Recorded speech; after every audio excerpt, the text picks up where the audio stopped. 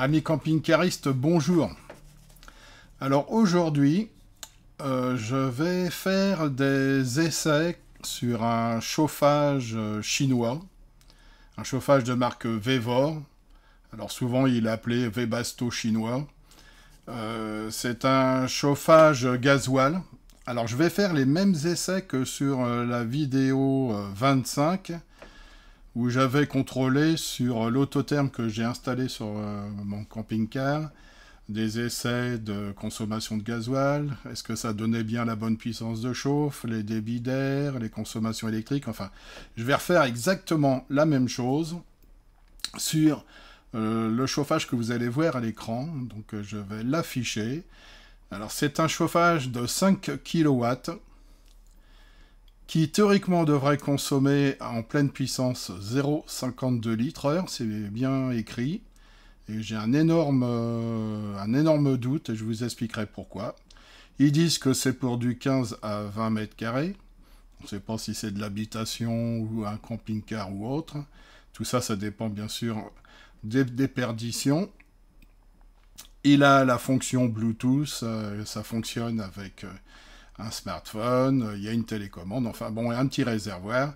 Il est relativement complet, comme vous pouvez le voir. Sauf que moi, je ne l'ai pas acheté chez Vevor, je l'ai acheté sur Amazon. Je vous ferai voir la facture tout à l'heure, je l'ai touché à moins de 90 €. Voilà, donc passons tout de suite à la présentation. Et tout de suite après, je vous ferai voir les différents échanges que j'ai eus avec Vevor. Nous revoilà dans mon petit atelier. Donc, pour ceux qui ont vu le test sur le chauffage autotherme, je vais faire exactement la même chose avec le chauffage chinois Vevor. Je vais avoir les mêmes instruments de mesure et je vais faire les mêmes essais. Voilà, tout simplement. Alors, qu'est-ce que je peux dire sur ce chauffage? Déjà le prix.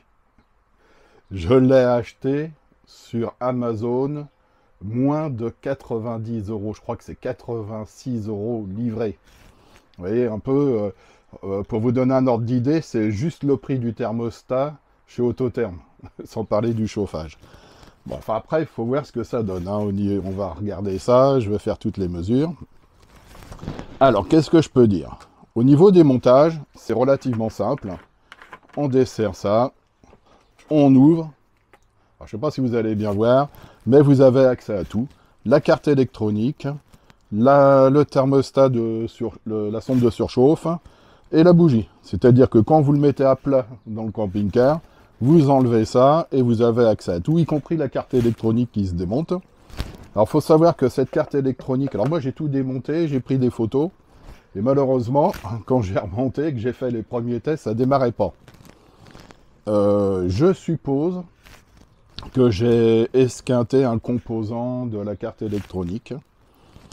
Et c'est pour ça que ça ne fonctionnait pas. Alors, qu'est-ce que j'ai fait? Eh bien, tout simplement, j'ai été sur le site Vevor, j'ai été dans le SAV. Il vous demande où vous l'avez acheté. Il y a toute une liste, j'ai marqué Amazon. Il me demande le numéro de commande. Je remplis le numéro de commande et je leur dis, bah voilà, il se passe ci, il se passe ça. Jamais il a fonctionné. Je valide. Tout de suite après, je reçois un accusé de réception par mail en me disant qu'ils ont bien pris compte du problème et que sous 72 heures, ils reprennent contact avec moi. C'est ce qui s'est passé. Le lendemain, j'ai eu un mail en disant « Vous inquiétez pas, on vous envoie une nouvelle carte électronique. » Alors, il a fallu attendre une dizaine de jours quand même, hein, parce que c'est venu de Chine. Mais ils m'ont envoyé la carte électronique, je l'ai réinstallée. Et ça a fonctionné. Alors, sur cette carte électronique, ici, il faut faire gaffe. Il y a un petit composant qui dépasse. C'est un composant qui permet de mesurer la vitesse de rotation de la turbine. Alors, c'est un capteur à effet Hall, c'est-à-dire que ça détecte un champ magnétique. Et ici, là sur le côté, vous avez un aimant. Et à chaque fois que l'aimant passe devant le capteur, l'électronique sait qu'il y a eu un tour de fait, et à partir de là, ils connaissent la vitesse de rotation. Et je suppose que dans la carte, avec la vitesse de rotation, ils ont le débit d'air, mais surtout, ils doivent s'en servir pour régler l'admission d'air en fonction de l'altitude, parce qu'il est donné pour fonctionner jusqu'à 5500 mètres.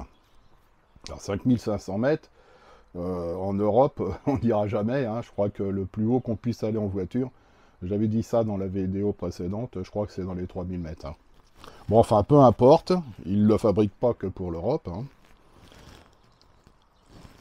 C'est vendu avec une petite gaine qu'on met au soufflage, tube d'échappement, un réservoir,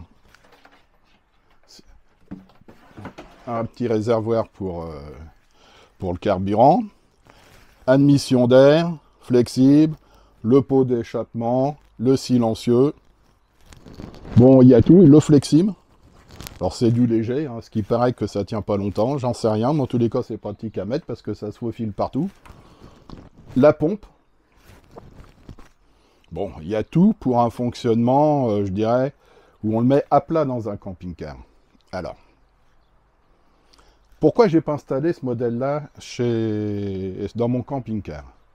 Tout simplement, j'ai écrit à Vevor et je leur dis, voilà, moi, je veux le mettre sur le côté avec les échappements qui sortent ici. Au lieu du dessous, est-ce que vous m'autorisez? Ils m'ont dit que non. Ils m'ont dit que ça, c'est pas possible, il faut absolument que les échappements sortent par le dessous. Alors c'est gênant, parce que là ça fait 20 cm, c'est le minimum qu'il faut, et 20 cm, moi je voulais le mettre sous mon camping-car, c'est ce que j'ai fait avec l'autotherme, hein, je l'ai mis sous le camping-car, avec les sorties sur le côté, en fait ça prend que ça comme hauteur, et ça gêne pas. Donc ça c'était premier problème. Le deuxième problème, j'avais pas vu dans la documentation si on pouvait mettre des gaines. Hein. Donc une gaine pour aspirer, pour aller dans le camping-car, et une autre pour ressouffler et me raccorder au réseau de gaines existantes du Truma pour souffler partout dans le camping-car. Ils m'ont répondu, et je vous ferai voir tout ça, que c'est pas possible, que la seule gaine qu'on puisse mettre, c'est celle qui livre avec et pas plus. Donc ça, c'est un gros souci. Donc c'était impossible à installer tel que je voulais le faire. Par contre, si vous le mettez à plat sur le plancher et que vous soufflez en vrac, là, il n'y a aucun souci, c'est prévu pour ça. Mais pas plus. Et puis moi, en plus, sur l'autotherme, j'avais acheté donc des gaines, mais aussi un silencieux pour amortir le niveau sonore de la soufflerie. Voilà. Donc tout ça, c'est pas possible. Je vais faire des essais de débit d'air. Alors, il ne donne pas non plus le débit d'air. Ce que je sais, c'est que le diamètre ici est beaucoup plus petit que sur l'autotherme. Il est vendu pour 5 kW et l'autotherme est vendu pour 4. Bon, 4, ça suffit. Hein. Mais 5 kW avec la section qu'on a ici, sans parler du fait qu'on ne peut pas mettre de gaine, ça me pose un problème. Donc on va regarder exactement ce que ça donne. Mais au niveau des débits d'air, ça me pose un problème. Et en même temps, ils disent que, on regardera ça aussi, ça consomme 0,52 litres plein pot pour 5 kW. Et quand on prend le PCI du gasoil, c'est-à-dire le pouvoir calorifique inférieur, 1 litre de gasoil ne peut pas dégager en pouvoir calorifique inférieur plus de 10 kW. Ce qui veut dire que 0,5, c'est la moitié, c'est 5 kW. Donc ça voudrait dire que cet appareil produit 5 kW de chauffage et consomme 5 kW de carburant. C'est pas possible parce qu'il y a toujours un rendement. Là, on n'est pas sur une chaudière à condensation. Et si on était sur une chaudière à condensation, on ne prendrait pas le PCI, mais le PCS, le pouvoir calorifique supérieur, c'est tout à fait autre chose.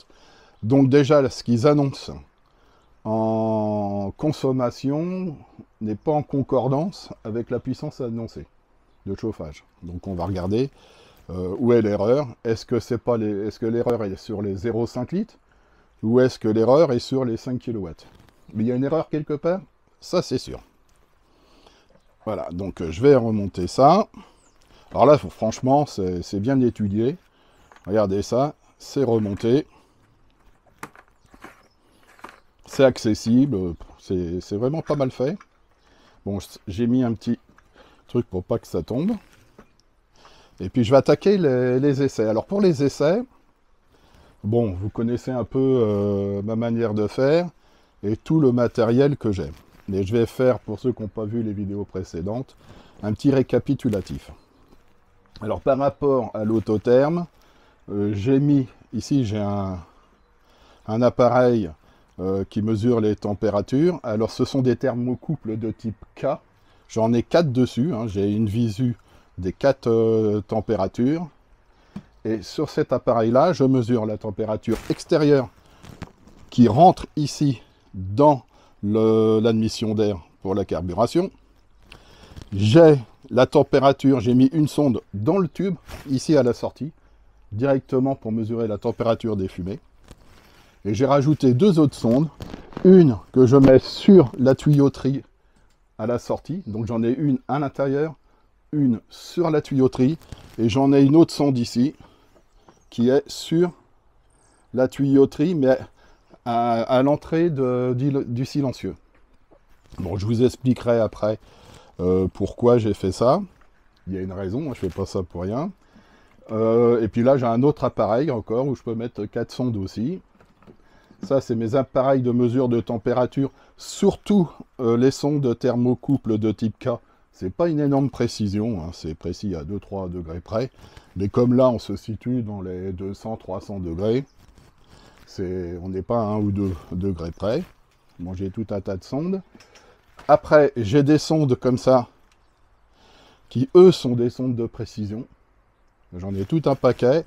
Et là, je vais mesurer la température d'entrée ici, avant de chauffer. La température, j'en ai un deuxième, j'en ai plein.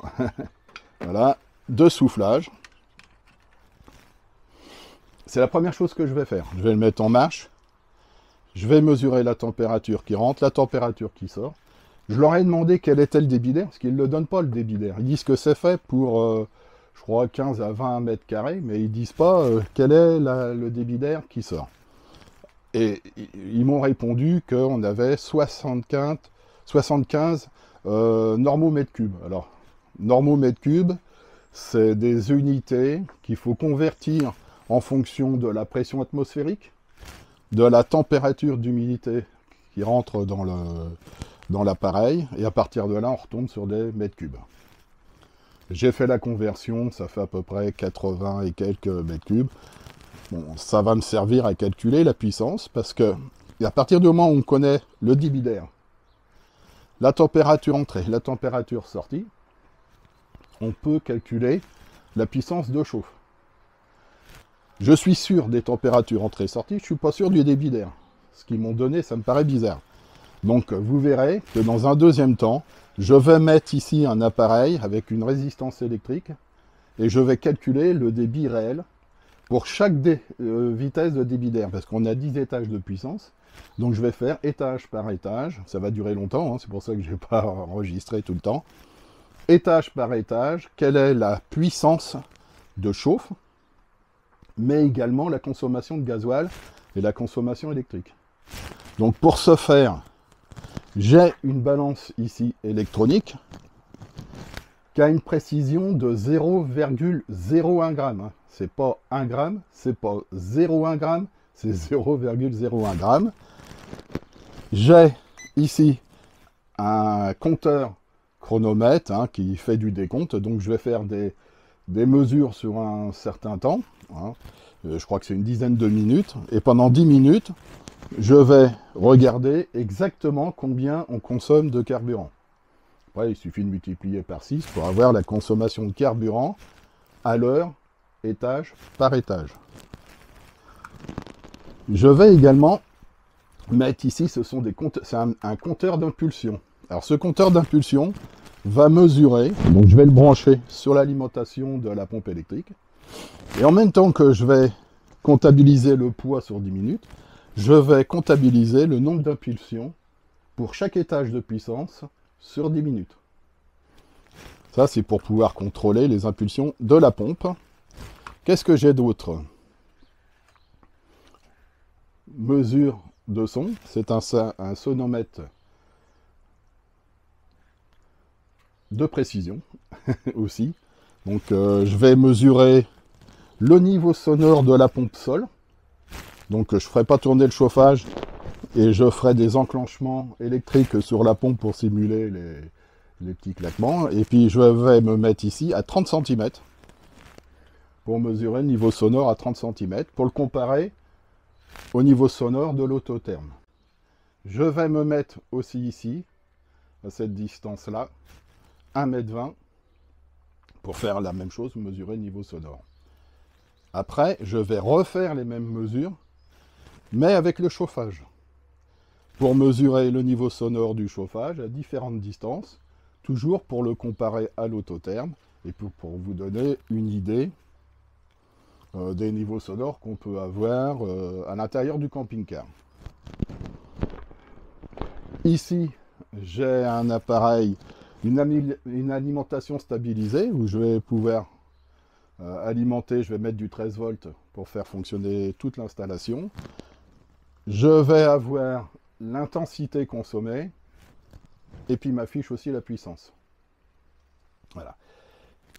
Je vais installer sur l'alimentation de la bougie, je vais ressortir des fils de l'intérieur, un compteur d'énergie électrique qui va me calculer la puissance au moment du démarrage, c'est-à-dire quand on va allumer la bougie, combien consomme la bougie de préchauffage. Voilà, je l'avais fait aussi sur l'autotherme, je vais le faire là. On va regarder combien de temps met le préchauffage. Donc, consommation de la bougie plus consommation, pré-ventilation et ventilation pendant la période d'allumage. Voilà, tout ça, ça va être comptabilisé parce que, évidemment, ce type de chauffage-là, il va avoir une consommation en fonction de la puissance qu'on lui demande. Mais au démarrage, il y a de la consommation aussi qui est beaucoup plus importante. Et même à l'arrêt, sur le Vevor, on met la bougie de préchauffage en fonctionnement quand on arrête le chauffage. C'est-à-dire qu'à chaque cycle de démarrage, avec le thermostat par exemple, quand on démarre le chauffage, bougie qui va chauffer, et quand on va arrêter, bougie qui va chauffer. Et tout ça, bien sûr, il faut en tenir compte pour voir la consommation globale du chauffage avec ses cycles de régulation. Voilà, qu'est-ce que je peux vous dire d'autre? Eh bien, c'est à peu près tout. Ici, j'ai mon thermomètre étalon, qui est précis au centième de degré. Ça me permet d'étalonner tout le reste. Parce que, évidemment, si on veut donner des informations justes, il faut avoir des mesures justes. Enfin, le plus juste possible. Voilà. Bon, je reviendrai un petit peu sur tout ça. Je vais couper, parce que là, je suis parti pour, je pense, 2 jours complets pour faire les essais, parce qu'il y a l'inertie. Hein. Quand on monte en température, il faut attendre que tout se stabilise avant de lancer les comptages. Sinon, c'est pas bon, quoi. Voilà, donc je vous dis à plus tard. Je vais faire des petites vidéos et des photos pendant tous les tests pour vous faire voir comment ça se passe. Alors évidemment, ça va être une vidéo qui va être relativement longue, comme la plupart de mes vidéos. Si je me souviens bien, sur l'autotherme, ça dure 1h20, la vidéo, vous voyez. Alors, il faut être passionné pour pouvoir regarder ça. Moi, je ne vois pas le temps passer. Mais bon, si ça vous intéresse, évidemment, c'est comme un bon film, vous irez jusqu'au bout. Et puis, vous n'êtes pas obligé de le regarder en une seule fois non plus. Voilà, donc je vais m'arrêter là et je vais faire tous mes tests. Et puis, je vous dis à plus tard. Voilà. Donc maintenant, avant de parler des mesures qui ont été réalisées, je vais vous faire voir quelques échanges que j'ai eus avec Vevor. Ce que vous voyez à l'écran, c'est ma facture. Donc c'est la facture Amazon. Alors si on zoome dessus, vous pouvez voir, j'ai acheté ce chauffage 86,99 € livré chez moi. Donc c'est bien un 5 kW. C'est celui que je vais faire les essais. Il n'y a pas de mystère. Un prix quand même assez étonnant pour ce type d'appareil. Surtout que si vous regardez bien, là, quand j'ai démonté la carte électronique, rien que cette carte électronique-là, il y a du monde dessus. Hein. Je vous garantis qu'il Et c'est que des éléments de surface. C'est dingue. Les seuls éléments traversants, ce sont les connecteurs et les capacités. Mais tous les composants sont des composants de surface. Il y a le Bluetooth là-dedans. Enfin, ça fait tout, quoi. C'est dingue. Rien que le prix de cette carte-là, je parle pas en plus de l'écran couleur qui affiche toutes les informations. Hein. C'est étonnant. Alors maintenant, on va voir aussi si derrière, ça tient la route. Donc si on compare un petit peu avec le chauffage que j'ai acheté chez Autotherm, donc qui est affiché à l'écran, j'ai envoyé ce message à Vevor pour leur demander s'il était possible de l'installer. Alors vous voyez, il y a deux façons de l'installer chez Autotherm, soit sortie vers le bas, soit sortie sur le côté. Et moi j'ai choisi la sortie sur le côté. Pourquoi? Parce que sous le camping-car, ça prend moins de place de le mettre. Hein. Donc ça fait moins de bruit aussi de le mettre à l'extérieur. Et comme on peut mettre des gaines dessus, c'était bénéfique. Donc je voulais absolument le mettre dehors. Et je vous ferai une petite vidéo sur l'installation après. Donc voilà ce qu'ils m'ont répondu. Ils m'ont répondu, alors c'est écrit ici en bas. Merci d'avoir attendu la réponse, ok. Là, nous apportons la réponse suivante. D'après l'image que vous nous avez fournie, la méthode d'installation de gauche est réalisable. C'est-à-dire uniquement la sortie sur le dessous. Alors ça, c'est les Chinois. Ils n'aiment pas dire que c'est quelque chose de négatif, alors ils disent que seul le côté positif, c'est celui-ci. En tout état de cause, niet pour sortir sur le côté. Donc ça confirme ce que je pensais, parce que je n'avais pas vu ça dans leur documentation. Bon, elle est un peu légère, leur documentation. Après, je leur ai écrit pour leur demander le débit d'air, parce qu'ils ne donnent pas de débit d'air. Alors, ils m'ont répondu que le débit d'air était de 75 normomètres cubeurs. Alors ça, on regardera ça un peu plus loin. Il faut convertir ça en mètres cubeurs en fonction de la pression atmosphérique, de la température, de l'hygrométrie. Bon, c'est pas un énorme problème. On va regarder ça plus tard. Et ils me disent également, il n'est pas recommandé d'ajouter une gaine. Ça, c'est très important. C'est pour ça aussi que je ne l'ai pas installé, parce qu'en le mettant sous le camping-car, j'avais besoin d'aspirer dans le camping-car, de mettre une gaine, en plus une gaine courbée et une au soufflage. Et en plus, moi, j'ai mis un silencieux sur les gaines. Donc, on regardera ça après, mais ça pose aussi un problème avec le Vevor. Là, je leur ai demandé, bon, pour terminer, de me communiquer les certificats CE. Alors, tous les fichiers joints, ce sont les certificats et les contrôles qui ont été faits pour avoir la certification CE. Alors, j'ai pas contrôlé pour savoir si c'était des faux ou des vrais. C'est pas le but de la vidéo. Et puis en plus de ça, il faudrait se pencher sur toute la réglementation, parce que si vous prenez Webasto, et puis d'autres, ils vous disent attention, si vous achetez chinois, vous n'êtes pas réglementaire, attention, oulala, c'est danger. Bon, je comprends qu'ils aient peur, vu le prix du chauffage, mais bon, là, ça serait bien de faire une vidéo là-dessus. Alors, je suis pas super compétent dans les normalisations. Donc, s'il y a quelqu'un qui s'y connaît là-dedans, je suis preneur. Voilà, bon, maintenant, on va aller voir un petit peu les mesures. Alors, voici la toute première série de mesures que j'ai fait. Cette série de mesures a été faite sans que je rajoute de ma gaine avec mon système de chauffage pour mesurer les débits d'air. Je suis parti des données de Vevor. Alors, qu'est-ce que j'ai mesuré? Donc là, je suis la première colonne A. Je suis en puissance 10, c'est-à-dire le maximum de puissance du chauffage qui devrait théoriquement me donner 5 kW.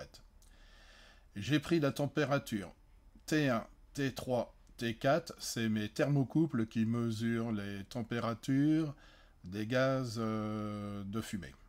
Donc la température T4 qui est à 525 degrés, c'est à l'intérieur du tuyau d'échappement ou de la cheminée, comme on veut. Et les deux autres températures, 317, c'est tout de suite à la sortie du chauffage, mais par contre, c'est la température de contact du pot d'échappement ou de la cheminée. Et la T3, c'est la même chose, mais à l'autre bout, juste avant le silencieux. Donc c'est normal qu'on perde quelques degrés sur la longueur de l'échappement. Et c'est normal qu'il y ait un écart aussi entre la température des gaz à l'intérieur et la température extérieure, qui est en contact aussi avec l'air extérieur, qui est en colonne E à 16,4 degrés quand j'ai fait les essais. Après, j'ai la même température de reprise, évidemment, puisque là, quand j'ai démarré mes essais, ma fenêtre elle est ouverte, j'ai la même température dans l'atelier qu'à l'extérieur.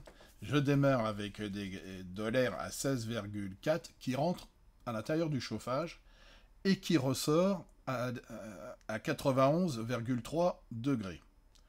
Donc, en colonne H, vous avez l'écart que j'ai écrit en rouge de 74,9 degrés. C'est la différence de température entre l'entrée et la sortie. Ensuite, nous avons quoi? Je ne mesure pas de débit, là. Je perds des données constructeurs, donc je suis parti sur les 75 normaux mètres cubes heure que j'ai transformés en mètres cubes. Alors, vous avez en dessous, dans le petit cadre bleu, j'ai rentré 75 normaux mètres cubes. La température que j'avais à peu près, j'ai mis 17 degrés. J'ai mis la pression atmosphérique où je suis, donc je suis quasiment au niveau de la mer.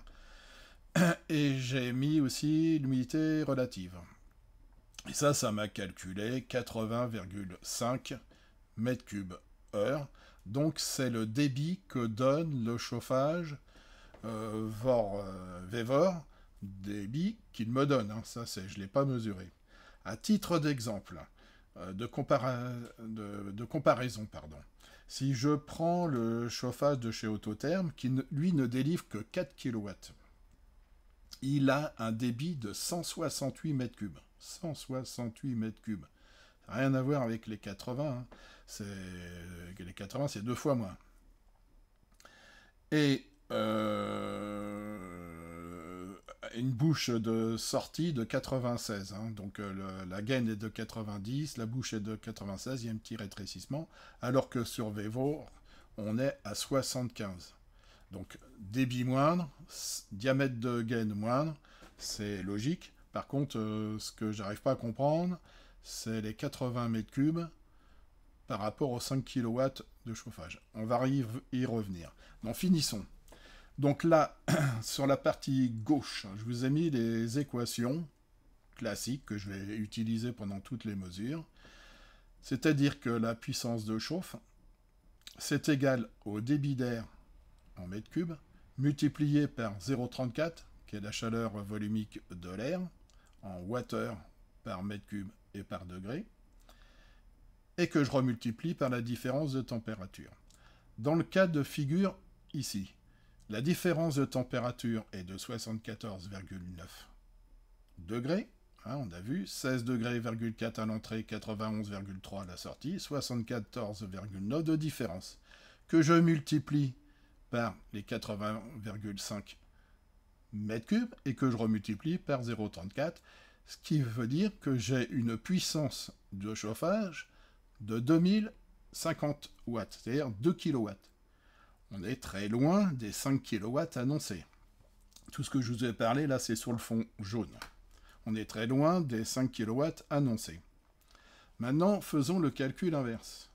Donc la ligne du dessous, sur fond légèrement bleu, où j'ai marqué données Vevor à droite dans la colonne M, donc les 5 kW, 5000 watts, je reprends les 80,5 mètres cubes heure, et là, je calcule tout simplement en divisant les 5000 watts par le débit d'air et par 0,34, je me retrouve avec un écart que je devrais avoir en colonne H, écart 182 mètres cubes. Si réellement le débit est de 80 mètres cubes et qu'on a 5 kW, on devrait avoir 182 degrés de différence. Et comme j'ai une aire à 16 degrés, 16 degrés plus l'écart, je devrais sortir à 199 degrés du soufflage, quasiment 200 degrés. C'est impossible. Imaginez un peu de souffler à la sortie du chauffage de l'air à 200 degrés. Ça serait hyper dangereux. Et c'est là que je dis depuis le début qu'il y a un souci entre le débit d'air qu'ils annoncent et les puissances. Voilà. Donc on va aller plus loin, puisque maintenant je vais calculer réellement le débit d'air. Je vais vous faire voir comment on fait. Et les consommations aussi. Allez, passons à la suite. Ce que vous voyez à l'écran, c'est les premiers essais que j'ai faits. C'est-à-dire que j'ai utilisé le chauffage tel qu'il doit être installé. J'ai pas mis de gaine avec des résistances pour mesurer les débits d'air. Je suis parti sur les débits d'air, comme vous venez de le voir, donnés par le constructeur, qui est de 80,5 m3. Et j'ai fait des mesures. Alors, première mesure, j'ai mis une sonde à la reprise. Donc, regardez les petites flèches vertes. Sonde à la reprise. Raccordé sur un premier thermostat, là c'est le thermostat numéro 7, il y a une petite étiquette dessus. Ça c'est pour l'air qui rentre dans le chauffage. Après, à côté, j'ai un autre thermostat, avec une sonde qu'on ne voit pas, mais qui est mise dans la gaine de soufflage noire qui est à gauche. Ça c'est pour mesurer l'entrée-sortie d'air, et de calculer le delta T, c'est-à-dire la différence de température. Un autre thermostat qui est à droite là-bas sur ma table de travail qui mesure la température extérieure et c'est la température qui est aspirée par l'admission d'air pour la combustion. Donc c'est la température extérieure puisque je suis juste à côté de la fenêtre. Juste au-dessus, vous avez un thermomètre 4 pistes de type thermocouple K. Donc, et là, je mesure, comme vous allez le voir, les températures à l'intérieur du conduit de fumée, de la cheminée, à l'extérieur, juste à la sortie de l'appareil, et à l'extérieur du tube d'échappement, juste avant le silencieux. Donc j'aurai 3 températures de gaz d'échappement. C'est important parce que je vais faire d'autres choses par la suite. Et je vous expliquerai un petit peu par la suite ce que je compte en faire. Voilà, ça c'est pour les premières mesures. Alors, les autres séries de mesures que nous n'avons pas encore vues, je suis obligé de faire un montage tel que le vous voyez à l'écran. Alors j'ai toujours mes deux petits thermomètres qui sont attachés sur le dessus du chauffage, comme nous avons vu précédemment, qui mesurent la température d'entrée d'air dans le chauffage, donc la température de la pièce, et la température d'air de soufflage. Là-dessus, j'ai raccordé sur la gaine de 75 noire au soufflage, une grosse gaine de diamètre 100 en aluminium. Je fais une boucle. Alors, diamètre 100, je répète, je n'ai pas de perte de charge parce que le diamètre est beaucoup plus gros que la sortie. Donc ça permet simplement, alors vous ne le voyez pas, mais dans la grande partie noire à l'intérieur, j'ai une résistance de 750-760 watts que je fais chauffer. Et j'ai une autre sonde tout de suite après la résistance à la sortie. Donc on voit sur l'écran le thermomètre, pardon, avec la sonde qui va dedans. Ce qui me permettra de mesurer, alors comme je connais la puissance de chauffe, et en plus de ça, vous allez voir, j'ai mis un compteur d'énergie qui me donne exactement la puissance de la résistance au moment où je fais la mesure, parce que évidemment, la résistance ohmique de la résistance varie avec sa température et modifie un petit peu sa puissance. Donc, je préfère pas partir sur ce qui est affiché sur la résistance, hein, les 750 watts, mais sur réellement ce que la résistance consomme. Ça pourrait être plus juste. Donc, une sonde avant, après la résistance. Comme je connais la puissance de la résistance, puissance de résistance divisée par 0,34 divisé par 0,34 et je trouve le débit d'air. Tout simplement. Et une fois que j'ai le débit d'air, je multiplie ce débit d'air par la différence de température entrée-sortie du chauffage, remultiplié par 0,34, chaleur massique de l'air, et là j'ai la puissance réelle de chauffe avec le vrai débit d'air. Donc je vous ferai voir les tableaux pour toutes ces mesures. Et ces mesures-là, je les ai fait pour chaque étage de puissance. Alors, comme sur l'autotherme, on peut régler soit une température avec la fonction thermostat, hein, soit vous pouvez dire, mais je vais être en puissance 1, puissance 2, puissance 3, et puis la puissance 10 étant la puissance maximum du chauffage. Donc on va regarder un petit peu, et puis vous voyez là-bas tout au fond, j'ai mon thermomètre 4 sorti, thermocouple type K, et je vais aller rechercher à chaque mesure, chaque puissance de chauffe, les températures des gaz d'échappement. Voilà un petit peu, et ça je le fais pendant 10 minutes, le temps que ça chauffe et ça s'établisse bien. Et on va regarder un petit peu, quand je lance le compte à rebours, hein, parce que j'ai un chronomètre compte à rebours, je lance les 10 minutes. Au moment où je lance les mesures, je filme le poids de la balance, le poids de carburant, et en même temps le compteur d'impulsion. Hein, et à chaque fois, je dis enregistrement, début d'enregistrement numéro 10, je filme, et au bout des 10 minutes, je refais la même chose, je refilme la pesée et le compteur, et après je fais des arrêts sur image, parce que c'est très difficile de relever à l'instant T les deux informations, moi j'y arrive pas. Donc je préfère filmer, faire un arrêt sur image, et comme ça j'ai exactement à la seconde près, ou même à la dixième de seconde près, les valeurs. Voilà.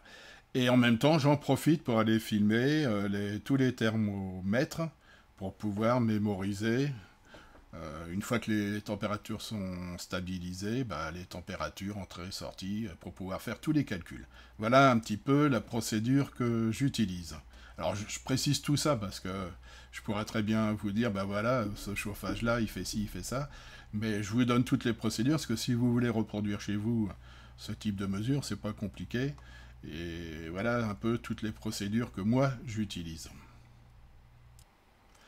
Alors une chose que vous ne voyez pas parce que c'est dans l'ombre, je vais vous mettre une flèche dessus.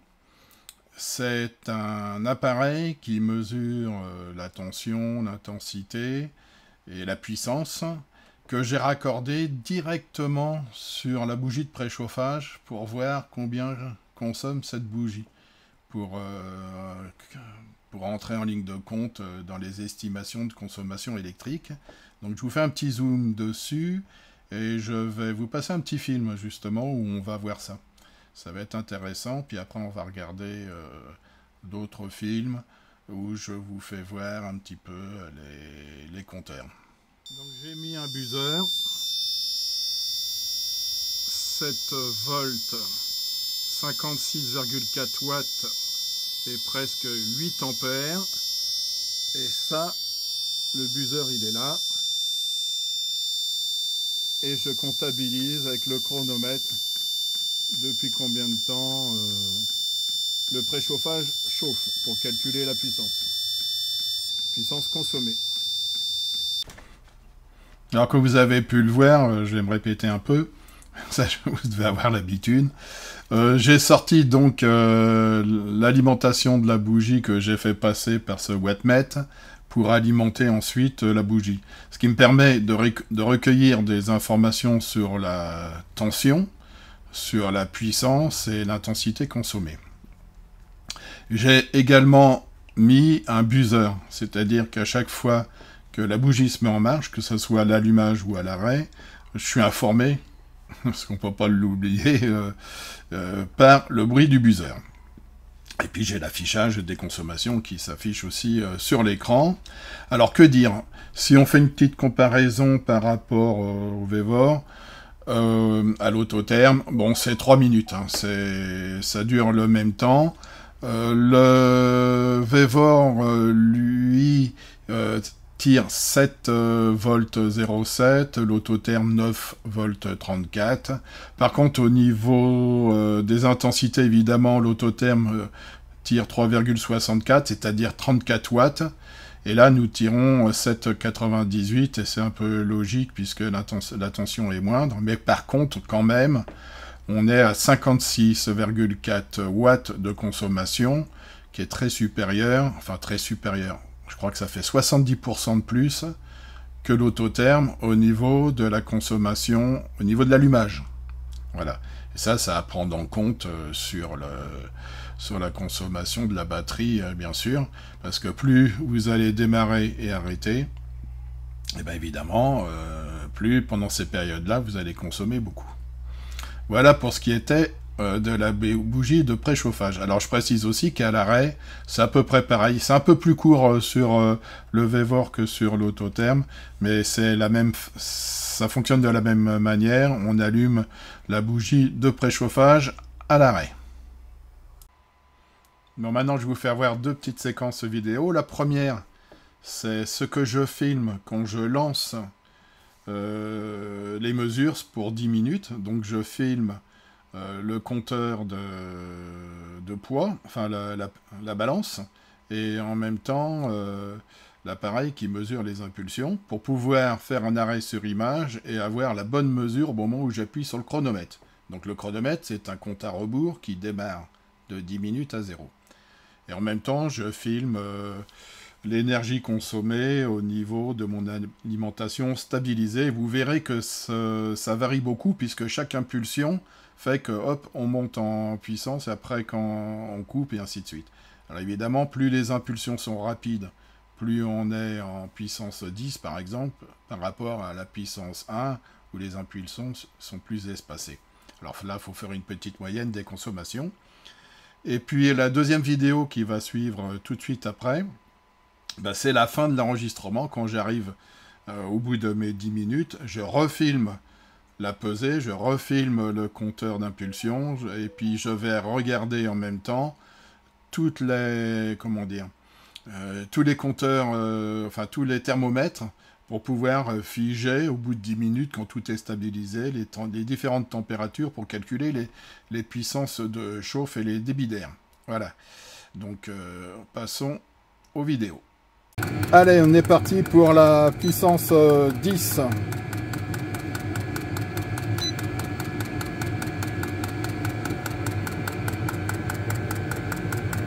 Et on tire à peu près 50 watts en puissance 10. Et on voit que là, le compteur, ça défile. Et idem pour les grammes. Fin de la puissance 9.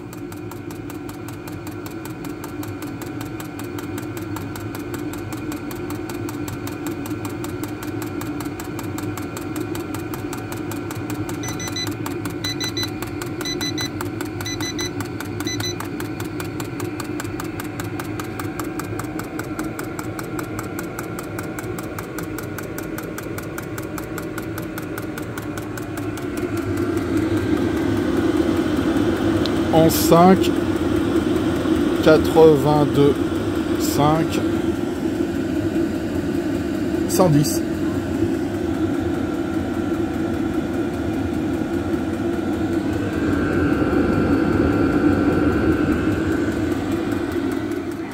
Voilà. Bon, nous y voilà, résultat des courses avec toutes les mesures que j'ai faites, comme vous avez pu voir. Donc, j'ai mis les 10 étages de puissance, hein, parce qu'on peut régler les étages de puissance. Je vous ferai voir ça tout à l'heure, parce que j'ai filmé le smartphone.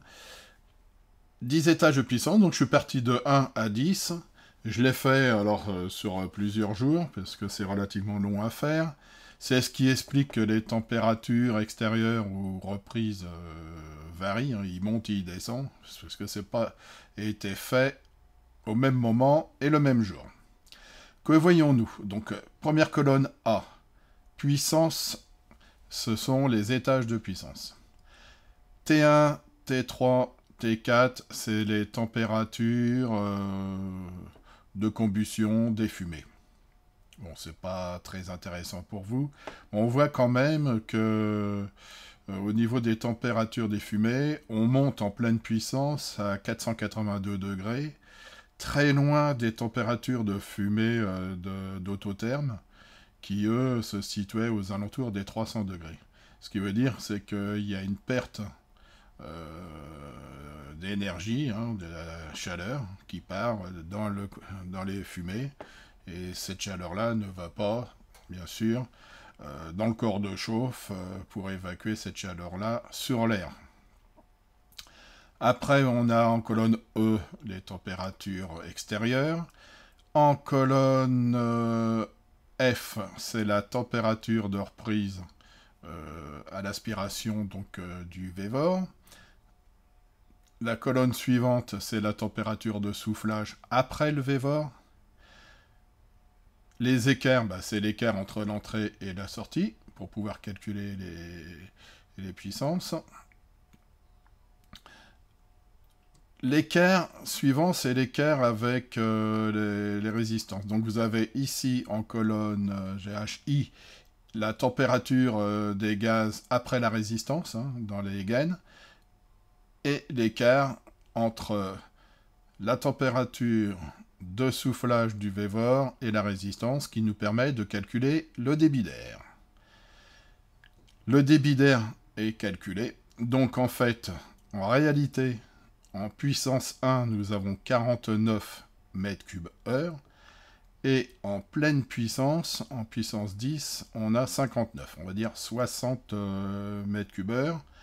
Alors que Vévor m'avait donné, si vous vous souvenez bien, le tout premier tableau où j'ai fait les estimations, ils avaient dit que c'était 75 nanomètres cubes, je crois, et 80,5 mètres cubes heure, une fois converti.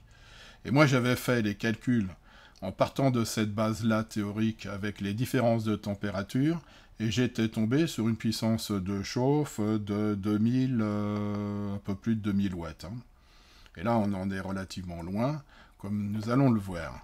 En colonne, le L, c'est mes résistances de chauffage. Et en N, vous avez la puissance donc, que produit le Vévor. Et on est en puissance 1 à 883 watts, et en puissance 10 à 1466 watts, c'est-à-dire 1500 watts, alors qu'il est donné pour 5000 watts. Vous voyez, l'écart est gigantesque. Et je suis sûr de mes mesures.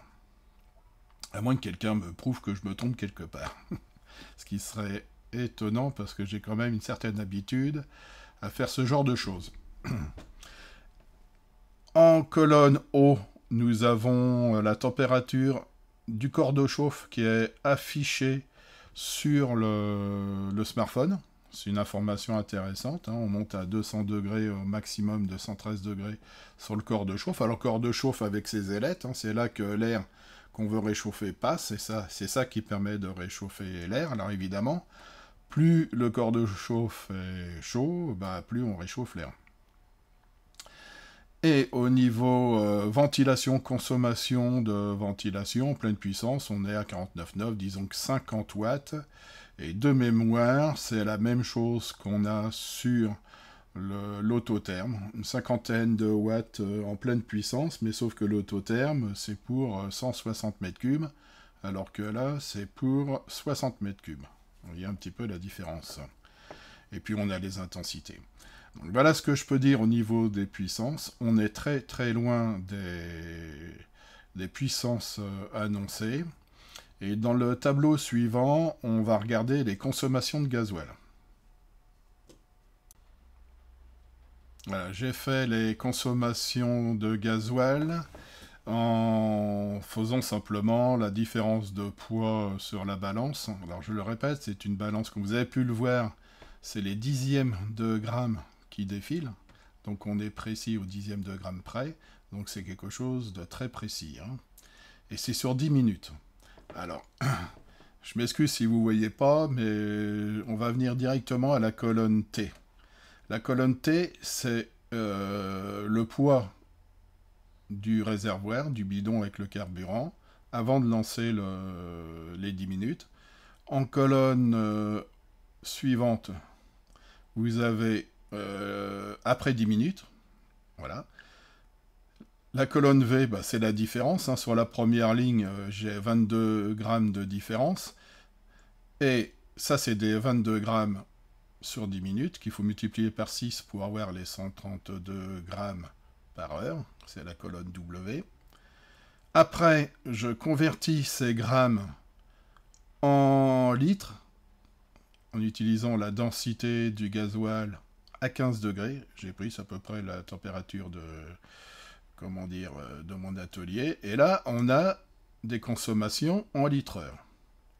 Si on regarde, alors la première ligne, puissance 1, j'ai 0,156 litres-heure. Et si on monte à la colonne, à la puissance 10, on a 0,413 litres-heure. Alors que dans leur documentation, ils donnaient 0,5. Donc on est en dessous en consommation, sauf qu'on consomme 0,413 litres pour une puissance de 1466 watts. C'est pas les 5 kW qu'ils annoncent.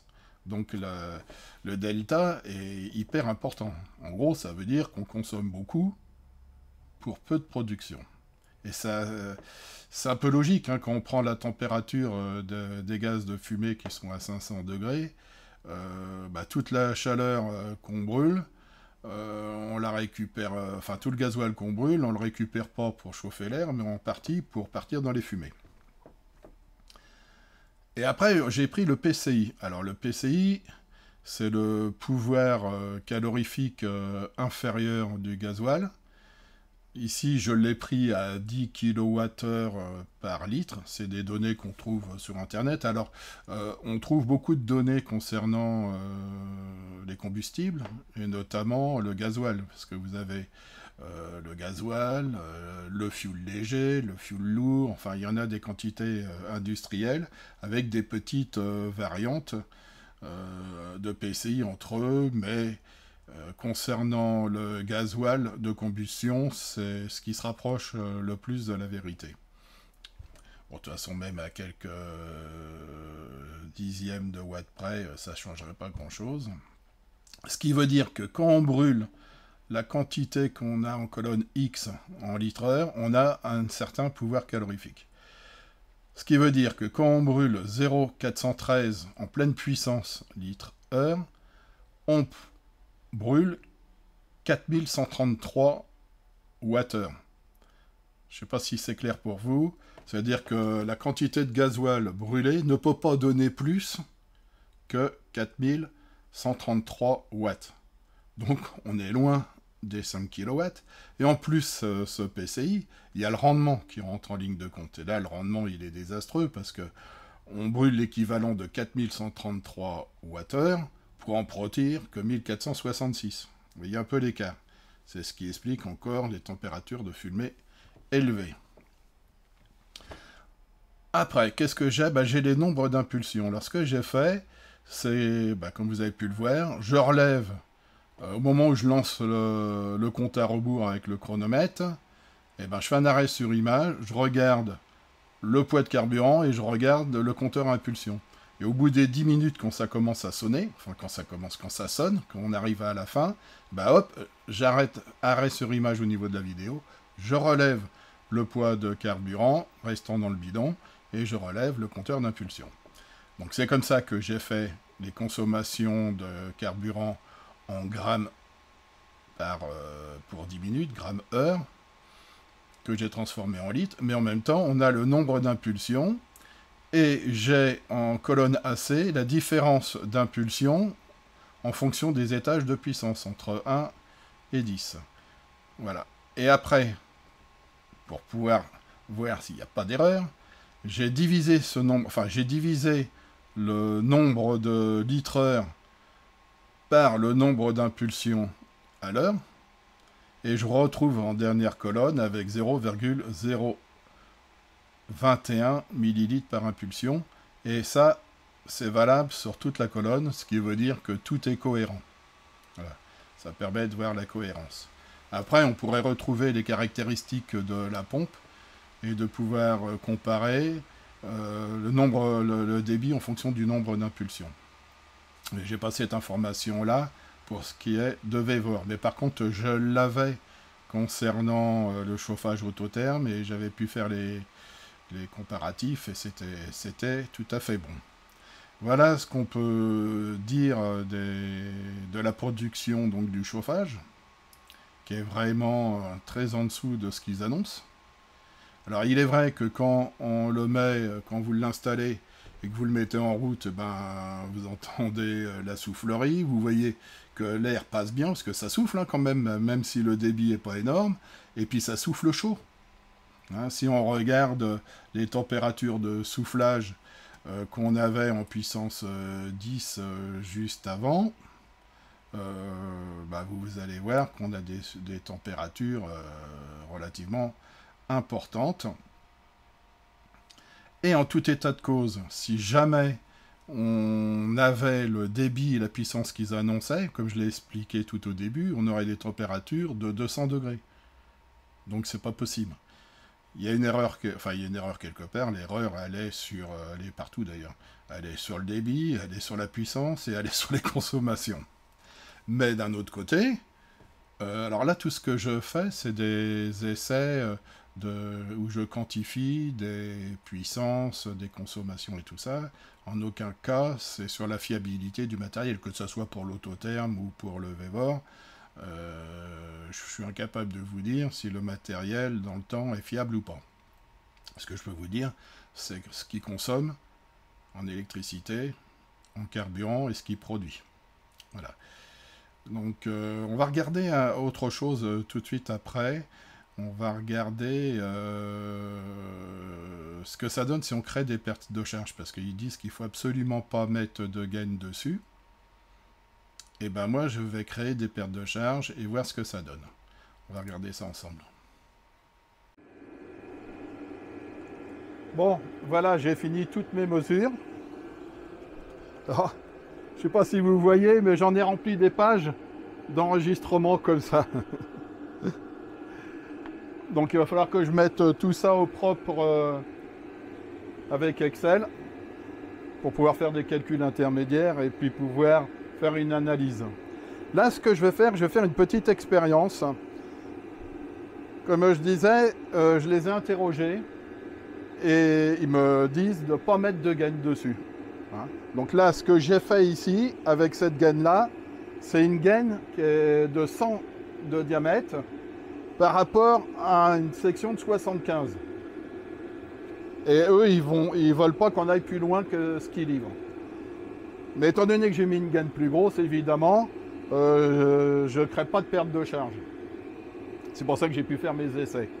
Par contre, je vais simuler une perte de charge. Alors, quand j'ai fabriqué ce système-là, j'ai prévu de quoi glisser ici des plaques avec différents diamètres pour créer artificiellement des pertes de charge. C'est-à-dire l'équivalent à un réseau de gaine. Alors, plus ou moins grand, en fonction du diamètre que je veux mettre. Voilà. Donc là, je vais pas mettre je vais mettre un diamètre juste en dessous des 75. Ce qui va permettre de simuler un tout petit réseau de gaine derrière l'appareil. Et on va voir ce que ça donne au niveau des températures. Donc là, j'ai l'air qui rentre à 15,8 et elle ressort ici à 87. Je vais en même temps sur mon appareil lancer, alors je vais lancer un enregistrement parce que là on voit la température du corps de chauffe. Hein. Il est à 218 degrés. Je suis en pleine puissance, hein, puissance 10. Je vais donc lancer un enregistrement d'écran. Voilà. Et je ne vais pas enregistrer le son puisque j'ai le son qui est ici. Et je lance le démarrage. Voilà, c'est parti. Je suis à 216 degrés au niveau du corps de chauffe et je crée une perte de charge.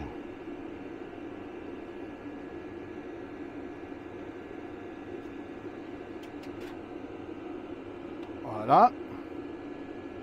Donc je répète, ce diamètre-là est légèrement en dessous du diamètre de la gaine de sortie.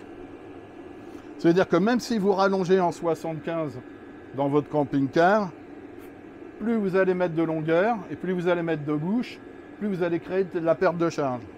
Alors l'idéal, ça serait d'augmenter, si vous le faites, ce diamètre en pressant par exemple en 100 pour éviter les pertes de charge et mettre des grosses bouches. Voilà. Mais il faut faire très attention. Alors voyons ce qui se passe.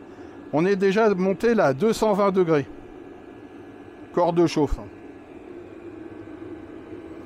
Là, j'augmente aussi, tout doucement.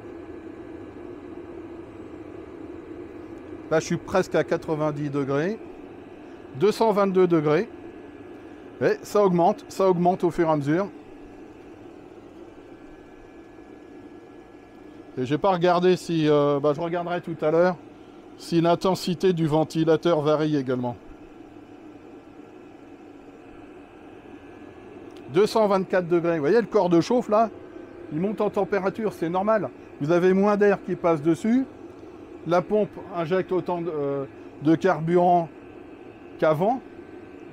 Parce qu'apparemment, il ne semble pas corriger l'injection de carburant en fonction de la température du corps de chauffe. Ils auraient très bien pu faire ça comme ils le mesurent.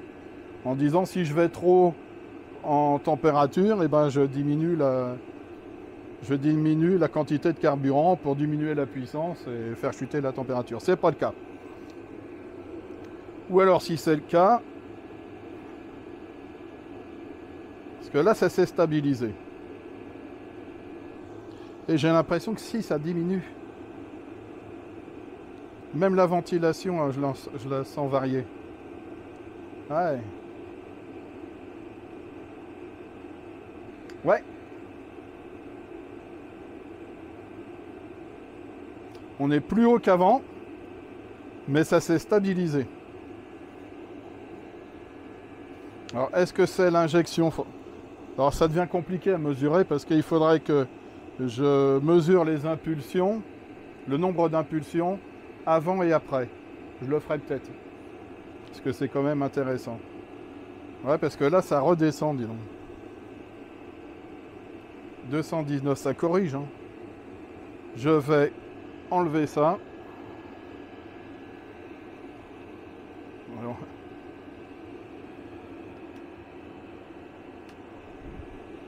Là, ça descend bien. 216.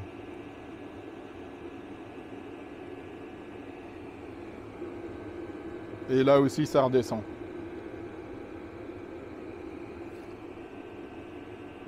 Bon, enfin, pour conclure, il déconseille de le faire. Et effectivement, la puissance du ventilateur n'arrive pas à compenser les pertes de charge. C'est-à-dire qu'on est limite. Alors c'est vrai que si jamais vous en mettez trop, même s'il corrige, vous allez passer en sécurité. Hein. Ça c'est clair. Là on est descendu à 207. Vous voyez un peu, c'est 206. Bon, la vidéo va être un peu longue, hein, mais c'est important de faire ces essais-là. 205. Donc l'appareil arrive à corriger, je pense que jusqu'à une certaine limite. Mais en tout état de cause, les gains sur cet appareil-là, à mon avis, c'est pas recommandé. Vraiment, faut faire très attention. Ou alors augmenter, comme j'ai fait ici, la section pour éviter les pertes de charge. Voilà, on va s'arrêter là. Bon, comme vous avez pu le remarquer, enregistrement en live, c'est-à-dire que je fais les essais en même temps que je réalise l'enregistrement. Et là, j'ai découvert, comme vous pouvez le voir, que le système, quand il y a une perte de charge et qu'on monte le corps de chauffe en température, essaye de s'auto-corriger pour limiter donc l'admission de carburant et la surchauffe. C'est déjà pas mal, c'est un truc qui est bien pensé. Hein. Au début de la vidéo, je disais ça serait bien que ça le fasse, et puis voilà, je me suis aperçu que ça le faisait. Il faut savoir que si jamais un jour l'admission d'air est bouchée par un carton, par un objet, ou que le ventilateur tombe en panne et qu'il n'est pas détecté par la carte électronique, alors je ne sais pas si il ne sera pas détecté. Ah si, il sera détecté puisque j'ai vu il y a un aimant avec une cellule à effet Hall qui détecte la rotation, donc automatiquement ça sera détecté. Donc vraiment, ils ont prévu toutes les sécurités. La température maximum du corps de chauffe avant de passer en sécurité, j'ai trouvé ça sur le net, c'est 270 degrés. Voilà. Donc, pour que ça monte à 270 degrés, étant donné que ça corrige, il faut qu'il y ait quelque chose qui bouche l'admission d'air au chauffage. Voilà ce que je peux dire sur ces pertes de charge. On va passer à autre chose. Je vais vous présenter l'application qui tourne sur le smartphone. C'est vraiment bien. Je n'ai pas utilisé le clavier. Il y a un petit écran avec le thermostat qui est intégré à l'intérieur. Je ne l'ai pas utilisé parce que le smartphone, c'est tellement bien, que c'est tellement convivial, que c'est même pas utile d'utiliser le thermostat, enfin, je sais pas comment on peut appeler ça, le petit écran, qui est joli d'ailleurs, hein. C'est magnifique aussi, c'est en couleur. Voilà, donc regardons ça. Voilà, je lance le logiciel, et il se connecte tout seul au Bluetooth. Voilà, et il affiche, je suis en puissance 9. Si j'appuie sur le moins, je descends les niveaux de puissance. Si j'appuie, on l'entend là, le niveau il chute. Si j'appuie sur modèle, il passe en mode température. Donc là, je suis en température max, mais je peux la régler un peu comme je veux. Voilà. C'est pas plus compliqué que ça. Je reviens sur le modèle de puissance. Je vais me mettre au maximum. Voilà. On voit que la température du corps de chauffe est à 202 degrés. Bon, bien sûr, il va monter là, parce que j'ai augmenté la puissance. 12,3 volts. Alors 12,3 volts, moi j'ai un départ à 13 volts. Donc il y a une petite chute en ligne ou une erreur de mesure. Je ne saurais dire.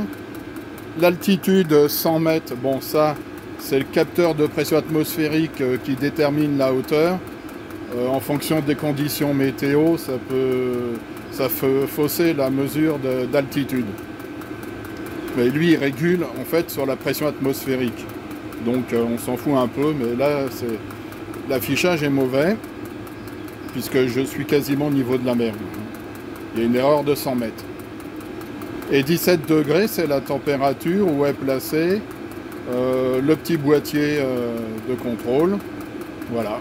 Alors maintenant, si je me sers de la télécommande, parce que là j'ai appuyé tout à l'heure sur les touches plus et moins, là je vais appuyer sur moins avec la télécommande, et je baisse la puissance. Et si je passe sur modèle, et que j'appuie sur la touche moins, modèle, mode température, voilà. Ah, il s'arrête. Ah bah j'ai appuyé sur... Merde, je me suis trompé, j'ai appuyé sur off au lieu d'appuyer sur on. Et ben il va falloir que je relance. Alors là, ce que vous entendez, c'est le buzzer qui va sonner pendant 1 minute. Ça veut dire qu'en fait, je suis en train, en mode arrêt, d'allumer la bougie de préchauffage. Voilà, comme l'autotherme, à l'arrêt, on chauffe pendant 1 minute. Bon, ben... Et puis on voit que la tension a chuté à 11,7 quand la bougie attire. Voilà, bon bah désolé, j'ai appuyé sur la mauvaise touche de la télécommande. Bon, enfin bon, le plus et le moins, c'est pour monter soit les niveaux de puissance ou soit la température. Voilà, je vais m'arrêter et relancer tout le système.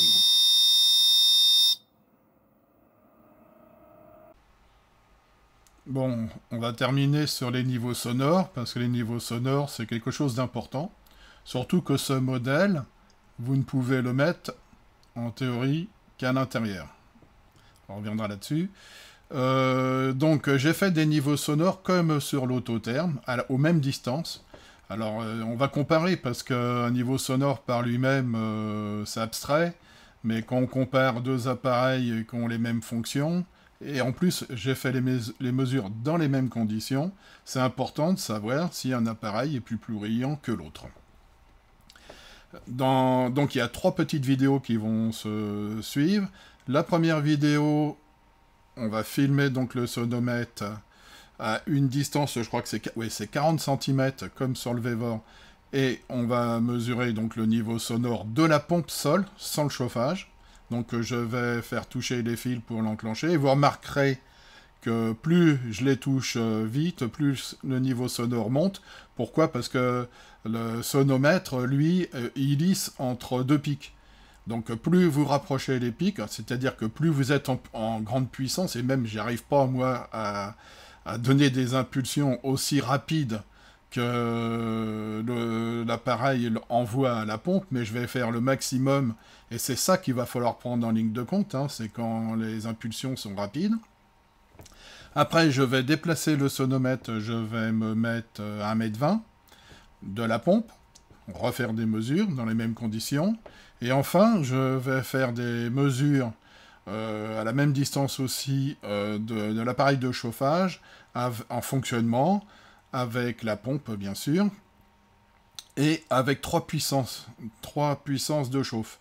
Puissance 1, puissance 5 et puissance 10. Et là, pareil, j'ai fait les mêmes relevés avec l'autotherme, et oui, vous allez pouvoir voir, à la fin, je vais faire un petit tableau de comparatif.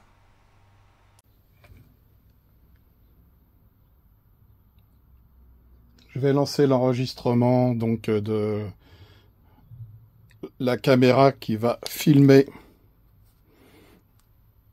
le sonomètre. Je suis exactement à la même distance que sur le Vevor, pardon, l'autotherme. Voilà. Et je vais lancer des impulsions. Alors, je vais me taire un peu pour que le niveau y chute.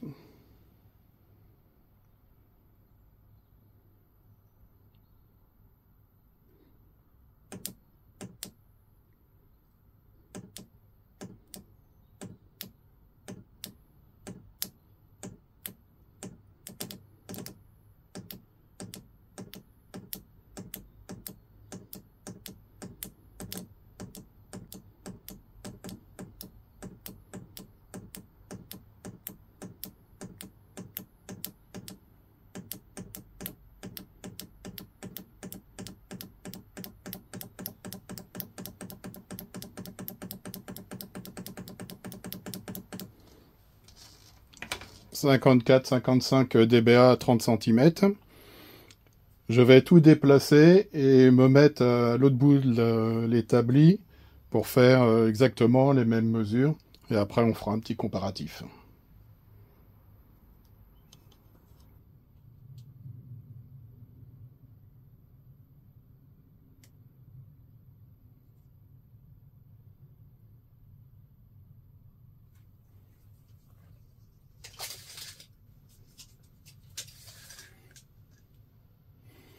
Nous sommes à 1,20 m.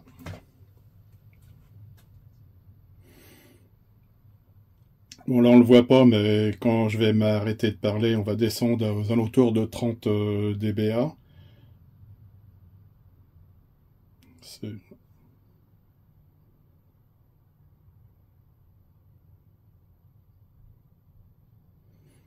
Même 28. C'est très bas, hein, c'est le niveau normal d'une chambre. Bon, maintenant, je vais enclencher.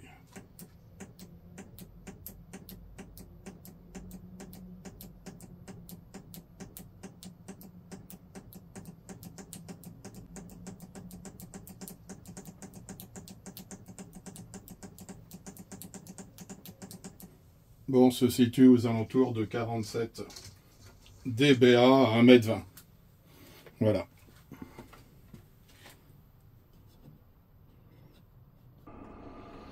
Bon, je suis désolé, mais vous n'allez pas pouvoir voir tout en même temps, et j'ai préféré privilégier l'affichage du sonomètre. Donc je suis à la même distance qu'avec l'autotherme. Ouais. Et en vitesse, en puissance 1. Voilà, j'ai en train d'enregistrer l'écran du Vevor. Et je vais me taire pour voir à quel niveau sonore nous sommes.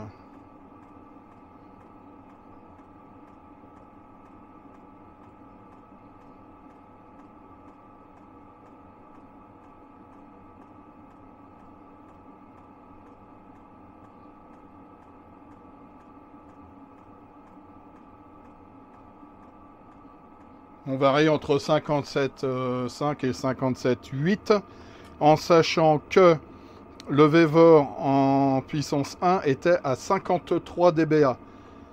Alors, pour mémoire, à chaque fois qu'on augmente de 3 dB le niveau sonore, on double la puissance sonore. Donc l'écart est important.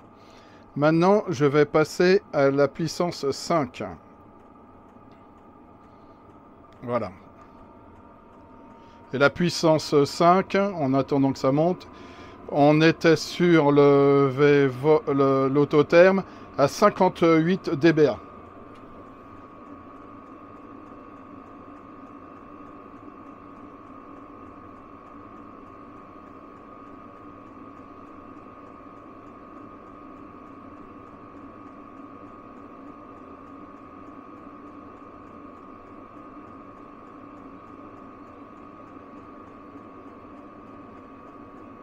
Voilà, de 58 à 62, on a 4 dBA de plus. Et là aussi, à cette puissance-là, on double la puissance sonore.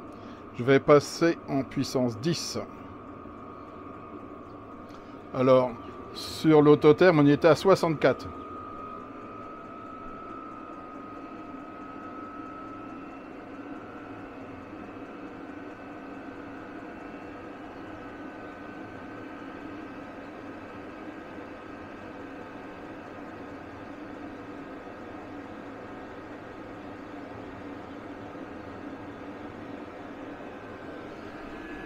64, on passe aux alentours de 67. Là aussi, on double la puissance. Et on entend bien, ça fait du bruit. Donc tout ça, c'est assez logique. Alors là, je compare l'autotherme sans le silencieux. Hein. On est d'accord. Alors, c'est relativement... Bon, je vais remonter un peu la caméra. Voilà, maintenant, c'est relativement normal. Hein. Parce que cet appareil, on a des bouches de soufflage qui sont plus petits. Donc évidemment, pour avoir un bon débit d'air, il faut passer plus vite. Et plus on passe vite, plus on fait du bruit. Hein. C'est un peu comme le sifflet. Voilà. Donc ça s'explique, c'est logique. Après, bon, bah, il va falloir, si vous le mettez à l'intérieur... Alors déjà, la pompe a fait plus de bruit. Hein. Ça, on l'a vu. Mais si vous voulez limiter le bruit, ça serait peut-être de ressortir la pompe à l'extérieur. Et également, peut-être mettre tout autour de la laine de roche avec un film aluminium dessus. Et au niveau de la reprise, faire un caisson. Alors surtout pas réduire la section. Hein. Faire un caisson et en mettant des chicanes. Avec une bonne surface de passage pour que l'air passe comme ça. Et à chaque fois, ça s'appelle un piège à son. Hein. Dans l'industrie, c'est comme ça que c'est fait la plupart du temps. Pour les sections rectangulaires, j'entends. Voilà. Donc, ça peut être une solution. Voilà. Donc, c'est fini au niveau des niveaux sonores. Et ben, je vais passer au bureau pour mettre tout ça en forme. Je ne sais pas si vous avez remarqué, mais dans la dernière séquence vidéo où il y a le chauffage en fonctionnement, quand j'augmente les puissances, hein, quand je passe de 1 à 10, à 5 et à 10, on entend nettement le niveau sonore augmenter. Et ça, c'est clair, quoi.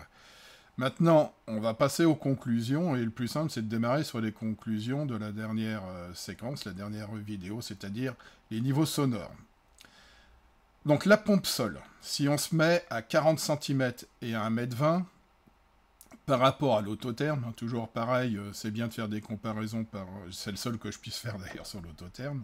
Alors l'autotherme, ça s'écrit comme ça, il n'y a pas de H entre le T et le E. on passe de 50 dBA à 55 et à 1,20 m de 40 à 47. Alors je rappelle la règle des 3 au niveau des dB. Je vous ai mis un petit tableau à droite.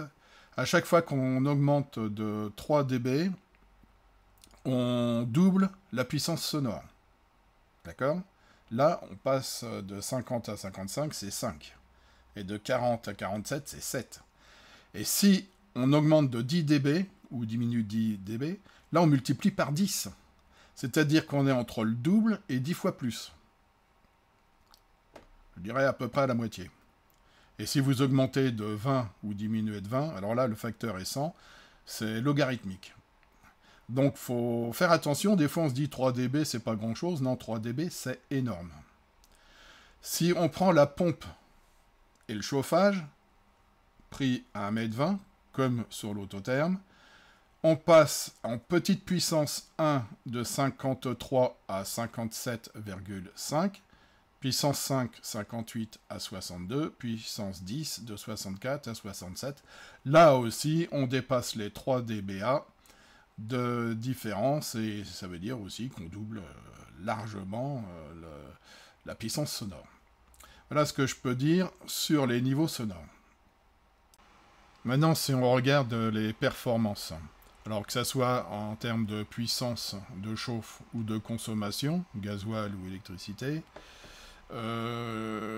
j'ai pas pris cet appareil comme je l'ai dit précédemment. Pourquoi? Parce qu'avec les 5 kW annoncés, si on regarde l'écran, ils annoncent 0,52 litres de consommation. Or, 0,52 litres de gasoil, si on prend le PCI, qui est de 10 kW au litre, là on est à peu près à la moitié, c'est-à-dire que pour produire 5 kW de chauffe, il consommerait en PCI, pouvoir calorifique inférieur, 5 kW. C'est tout à fait impossible.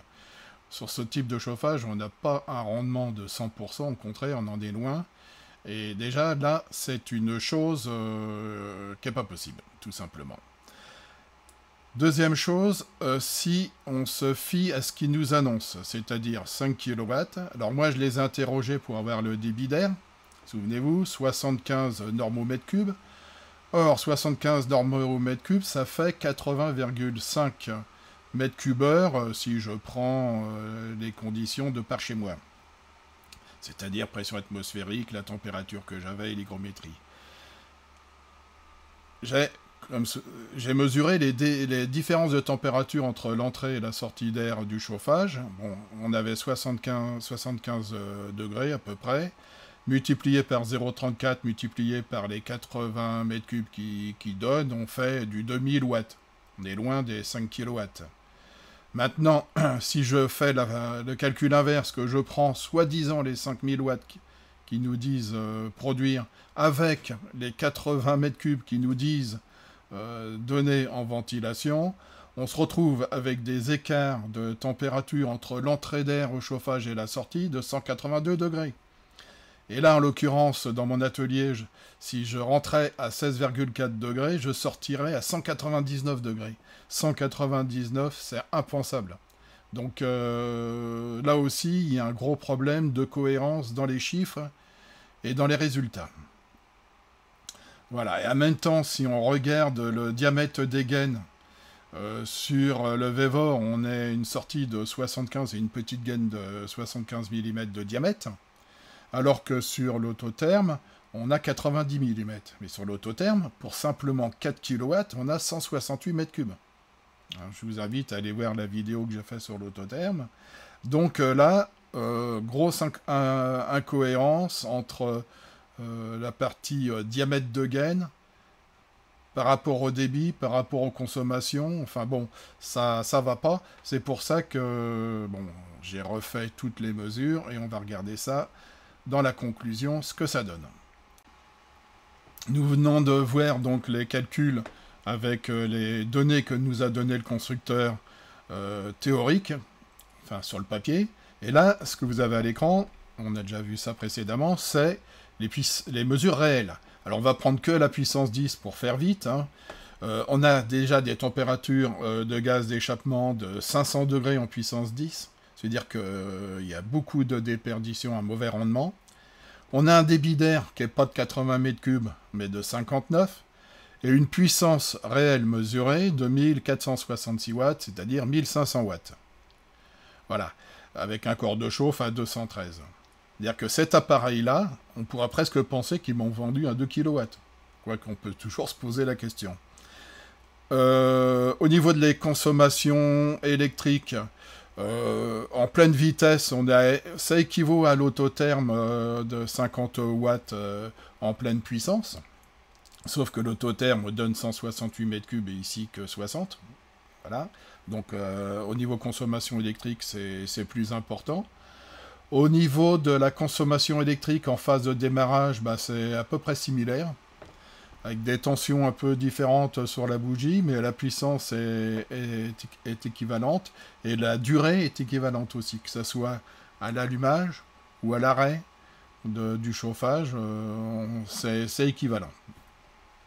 Maintenant, si on regarde au niveau des consommations de gasoil, toujours en puissance 10, on est en réalité à 0,41 litres heure, donc on n'est pas au 0,52, ce qui fait qu'en termes de PCI, c'est-à-dire de carburant, de chaleur de carburant brûlé, on est à 4133 watts heure.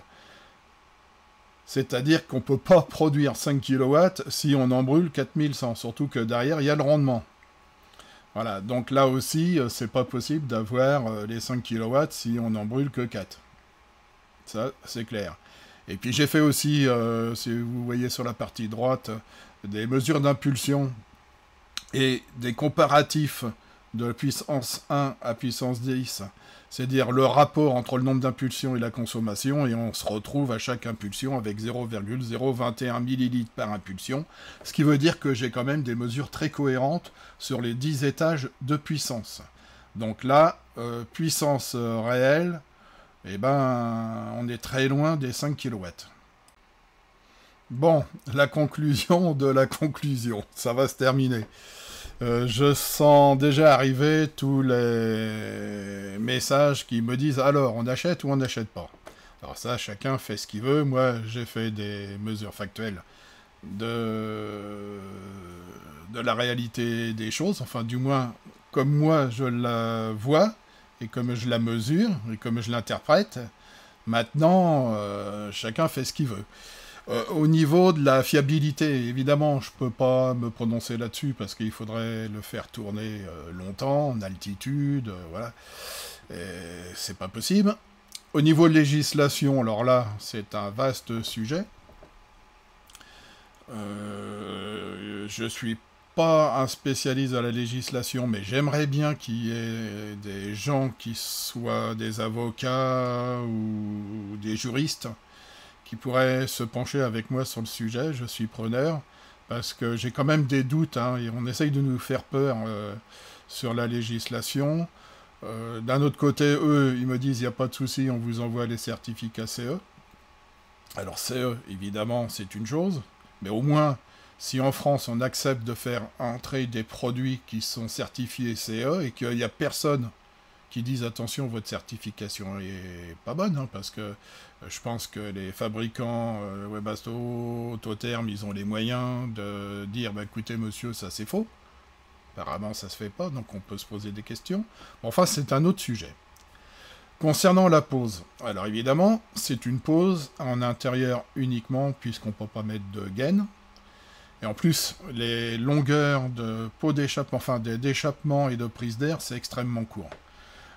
C'est bien si on le met le long d'une paroi pour pouvoir sortir et puis échapper l'échappement sur le côté du camping-car, parce que je le rappelle, l'échappement, il ne faut pas qu'il soit sous le camping-car, mais légèrement sur le côté pour pouvoir pulser l'air, les fumées à l'extérieur, parce que le camping-car, ça fait un peu comme une hotte, donc les fumées s'emmagasinent au-dessus, et si jamais il y a des trous, ça rentre dans l'habitacle. Hein, puisque le CO2 et puis les jets clairs, voilà. Donc il faut absolument ramener ça à l'extérieur. Je trouve que les tuyauteries sont un peu courtes. Mais par contre, au niveau des puissances, si vous avez un petit volume, si votre camping-car est bien isolé, si la température extérieure n'est pas extrême, Hein, donc si vous montez pas au Cap Nord en plein hiver, en gros, si 1,5 kW vous suffit, il faut acheter le 5. Voilà, celui que j'ai. Et si on n'est pas exigeant sur le niveau sonore, parce que, à moins d'être sourd, ça, à mon avis, ça doit faire du bruit. Mais peut-être pas plus de bruit que mon climatiseur que j'ai au-dessus de mon lit, hein, parce que le climatiseur au-dessus du lit, regardez mes vidéos, ça fait du bruit. Bon, enfin, après, quand on a froid, on peut se permettre d'avoir un peu de bruit. Alors, est-ce que 90 €, qu'est-ce qu'on risque? Je dirais que 90 €, moi j'ai acheté mon Autotherm 500, et quand j'ai acheté les gaines et les passages de gaines, parce qu'il y a des pièces d'adaptation pour traverser le plancher, quand j'ai acheté les rallonges pour le thermostat, quand j'ai acheté le petit régulateur, hein, qui vaut à lui seul 90 €, c'est-à-dire plus cher que ce chauffage-là, bah, je suis arrivé à 1000 €. Voilà. Je suis arrivé à 1000 €, là vous êtes à 90. Je vous laisse réfléchir, vous en achetez 3 et vous avez des pièces de secours. À foison. Mais faut pouvoir accepter d'avoir du bruit, enfin tous les inconvénients que je vous ai donnés, hein, et puis se limiter à une puissance que moi je mesure 15,5 kW. D'un autre côté, j'ai jamais entendu sur le net, dans les vidéos, de gens qui sont morts intoxiqués à cause de ces chauffages chinois, ou que le chauffage ait mis le feu au camping-car, sauf 2 exceptions où les gens, ils n'ont pas mis le feu, mais ils ont reconnu qu'ils avaient mal installé, parce qu'il y a ça aussi, hein. Si on installe mal, évidemment, on en subit les conséquences, hein. Si on passe le tuyau d'échappement contre les parois et que ça fout le feu à l'isolation et au plancher, évidemment, il y a des risques. En plus de ça, leur documentation, elle est très succincte. Et ils ne donnent pas tout. Donc, c'est pour ça d'ailleurs que ce matériel est rejeté en Angleterre. Hein. Dans la vidéo que j'ai fait sur Autotherm, je vous ai donné des liens vers le site gouvernemental des douanes en Angleterre, où vous avez la liste de tous les rejets de chauffage chinois, parce qu'ils ne répondent pas en termes de sécurité, mais c'est pas vraiment la sécurité, c'est les notices qui sont pas conformes. Voilà, à leur réglementation, donc ils estiment qu'il y a un risque que ça soit mal installé. Donc au niveau du SAV, moi j'ai eu un problème, comme je vous l'ai dit au départ, j'ai esquinté la carte électronique, parce que j'ai tout démonté, tout photographié, là je ne l'ai pas fait voir, parce que sinon on y serait encore demain. Et en remontant, j'ai esquinté certainement un composant, et je pense que j'ai esquinté le petit capteur à effet Hall qui mesure les rotations de la turbine. Bon, mais en tous les cas, ils sont réactifs, ils ont fait tout de suite le bon diagnostic, et ils ont envoyé rapidement la pièce. Alors rapidement, c'est pour moi, étant donné que ça vient de Chine, ça a mis une dizaine de jours. Voilà. Hormis cela, ça fonctionne, hein. Dès que j'ai changé la carte électronique, j'ai mis en route, sans problème, je coupe, je mets en marche. J'ai pas utilisé leur petit écran couleur, parce que je trouve que c'est pas pratique. L'application smartphone, elle est géniale. Je veux dire, elle est simple, conviviale, c'est pratique. Ouais, je me vois très bien allongé dans mon lit, quand je veux changer la température, je prends mon téléphone, je règle ma température, ou je mets mon chauffage en marche, ou je le coupe. Je connais la température, ce que ça affichait dessus. Enfin, il y a le minimum, mais ce qui est nécessaire. Après, on peut faire beaucoup mieux, bien sûr, mettre beaucoup plus d'informations, mais il donne quand même la température du corps de chauffe. On pourrait très bien imaginer qu'il donne la température de reprise, de soufflage. Pourquoi pas la puissance? Ça serait super. Bon, enfin bon, ça fait le job. Voilà. J'ai pas grand chose à dire de plus. On arrive à 1h30. Alors, encore une fois, j'ai été long, mais je sais pas faire court. Je suis obligé de rentrer dans le détail, de faire voir comment je fais, de vous montrer. L'avantage, c'est que vous pouvez reproduire tout ce que je fais chez vous avec d'autres marques de chauffage, pour ce qui est du chauffage, mais toutes mes vidéos sont ainsi faites. Voilà, donc on va s'arrêter là, et je vais vous dire à la prochaine vidéo. Ah ouais, une petite chose. Bon, rapide. Je vous ai parlé que je mesurais la température au niveau de l'échappement à l'intérieur du pot d'échappement, à l'extérieur, juste après le chauffage, et à l'extérieur, à, je dirais, peut-être 60 cm ou 80 cm, c'est la longueur du pot d'échappement, où il y a le silencieux. Donc 3 mesures de chauffage. Je l'avais fait aussi sur l'autotherme. Pourquoi? Parce que là, il y a beaucoup d'énergie qui perd dans l'atmosphère. Vous avez vu, 500 degrés chez Vevor, la température des gaz en pleine puissance. Et ça tourne autour de 300 degrés chez Autotherme. Et là, avec ces températures-là, on peut imaginer de pouvoir récupérer. Alors évidemment, on peut récupérer cette chaleur, par exemple, pour chauffer de l'eau. Parce qu'il y a de la puissance quand même là, hein. Il y a de la température et de la puissance. Moi, je vois ça différemment. Je me dis qu'on pourrait mettre, en modifiant bien sûr ce tube d'échappement, des cellules à effet Peltier. Alors, les cellules à effet Peltier, quand on leur met une tension dessus, ça produit d'un côté du froid, de l'autre côté du chaud.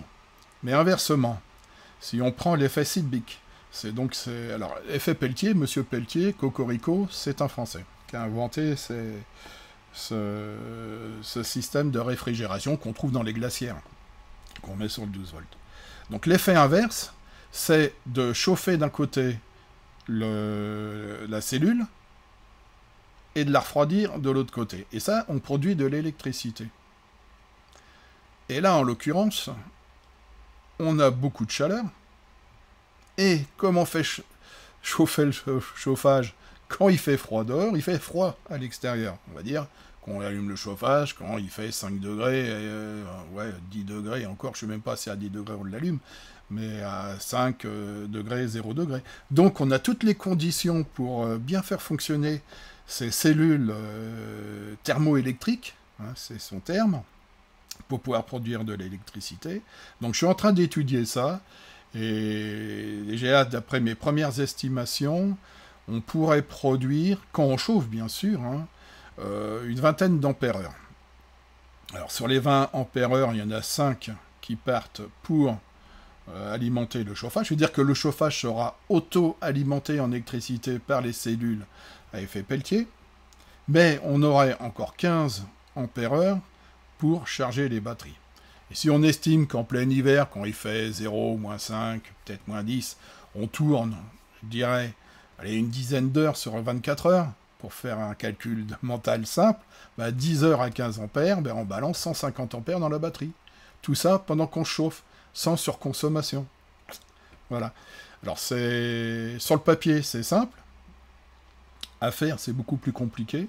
Il y a beaucoup de contraintes. En plus, les Chinois, là-dessus, ça fait plusieurs mois déjà que je me bats avec eux pour avoir des informations sur ces cellules-là. Et bon, c'est pas simple. C'est pas simple, mais pour moi, c'est possible. Voilà. Donc, c'est mon sujet du jour.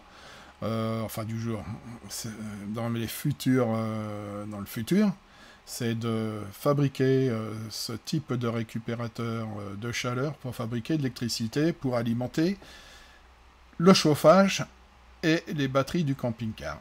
Voilà, donc il y a beaucoup de travail là-dessus, et ça se trouve, il me faudra peut-être 1 an ou 2 pour arriver à un produit fini. Mais parce que bon, je me promène aussi avec le camping-car, je peux pas faire que ça. Et puis ça coûte des sous aussi à faire ça. Bon, enfin, voilà. Et je vous dis à la prochaine. Alors, la prochaine vidéo, je ferai peut-être une vidéo pour filmer l'installation de mon autotherme dans le camping-car. Voir un petit peu. Puis je ferai des niveaux sonores aussi en conditions réelles. Voilà, parce que là, en atelier, c'est un peu différent. Voilà. Donc, je vous dis à la prochaine. J'ai encore été très, très bavard. Au revoir.